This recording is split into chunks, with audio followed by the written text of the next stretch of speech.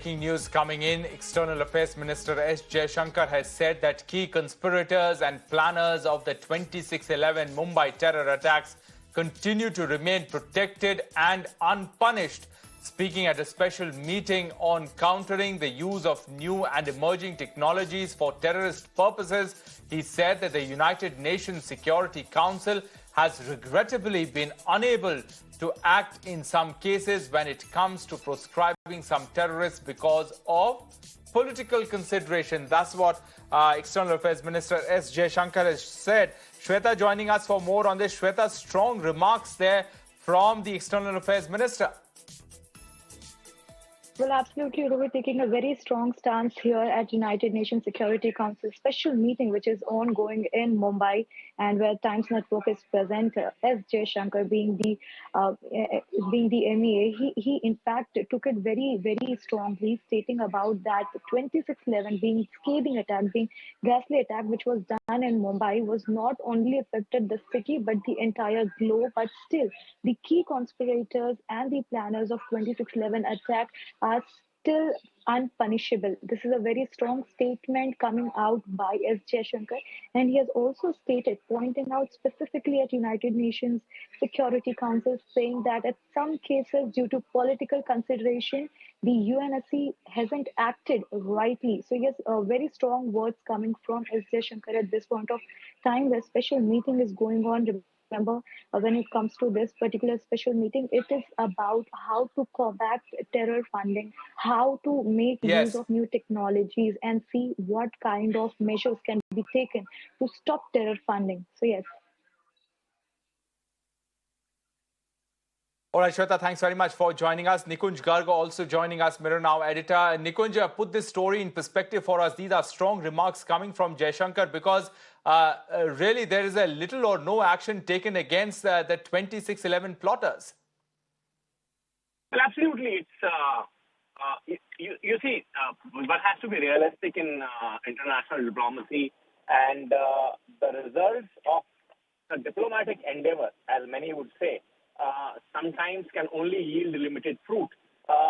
Many may say that, your words remain impotent unless they are yielding something. But then the only course left to civilized committee of nations is probably yielding more diplomatic pressure unless of course, you decide like Mr. Putin that it's high time and you will take on a course which would probably imperil entire world's peace.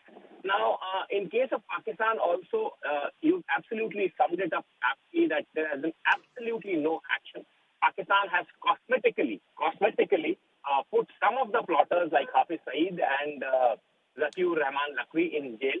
But inside the prison, inside the Adiala prison where they have been lodged, they have actually had a 5-star life. They had a luxurious, cushy life.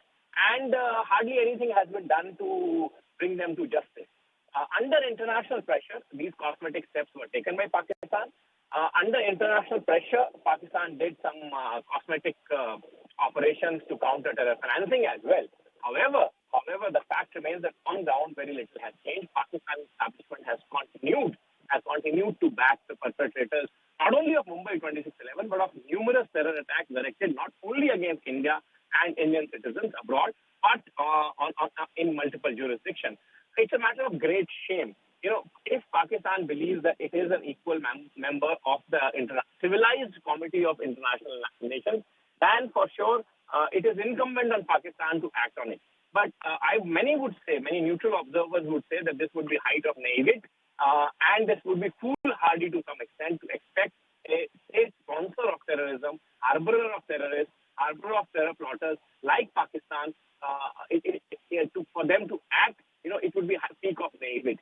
However, as I said, in the civilized world, the countries that have suffered terrorism have limited options. Prime Minister Modi's government, for sure, has shown in the past, and that probably is one of the reasons, as many neutral observers put, that terror sponsored from Pakistan, at least in hinterland, has been brought under control, brought under check to a very large degree compared to the UPA years.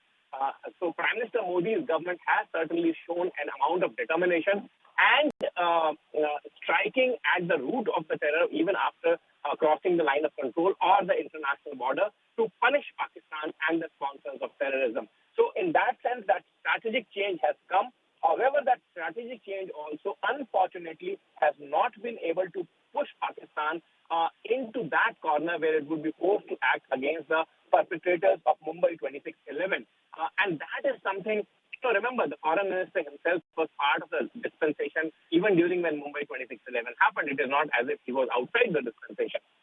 So that frustration is coming out, that the strength of the world is drawn not only from the pain of the people who have suffered Mumbai 26/11, not only from the pain of the nation that has seen that carnage, not only from the pain of the families who have gone through that anguish all those years, knowing fully well that the perpetrators and the masterminds are still well and safely ensconced inside cushy places in Pakistan.